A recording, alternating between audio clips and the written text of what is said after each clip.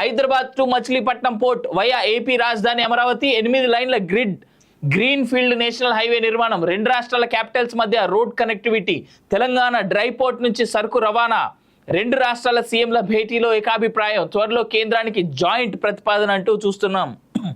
2 తెలుగు రాష్ట్రాల క్యాపిటల్స్ ను కలుపుతూ ప్రస్తుతం ఉన్న 6 లేన్ల జాతీయ రహదారిని 8 లైన్ల గ్రీన్ ఫీల్డ్ నేషనల్ హైవేగా మార్చేందుకు ఏపీ తెలంగాణ సీఎంలు ఏకాభిప్రాయానికి వచ్చారు.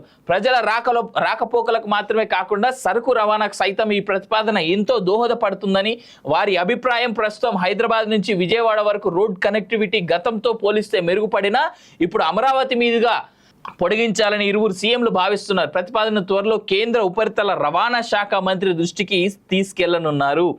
ఇది కానీ జరిగితే విజయవాడ మధ్యలో ఇప్పటివరకు జరుగుతున్నటువంటి ట్రాన్స్పోర్టేషన్ ఏదైతుందో ఇంకా బాగా జరుగుతుంది. అయితే ఇక్కడ ఒక రిక్వెస్ట్ ఏంటంటే ఇటు ఆ తెలంగాణ సీఎంకి అటు పక్క ఉన్నటువంటి ఏపీ సీఎంకి దాంతోపాటు సెంట్రల్ రోడ్స్ మినిస్టర్కి కూడా, అయ్యా ఎల్బీ నగర్ నుంచి నాకు తెలిసి ఒక 70 కిలోమీటర్ల దాకా రోడ్డు అస్సలు బాగోదు.